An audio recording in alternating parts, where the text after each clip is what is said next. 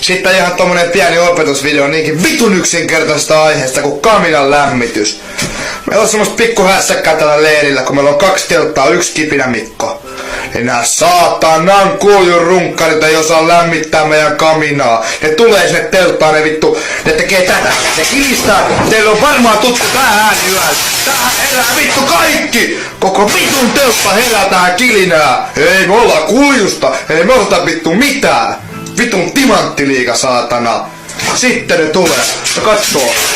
Voi vittu, meillä on liekit on ihan vähissä. Ei mitään, lyödään sinne 2 ihan vitu isoa morkulaa.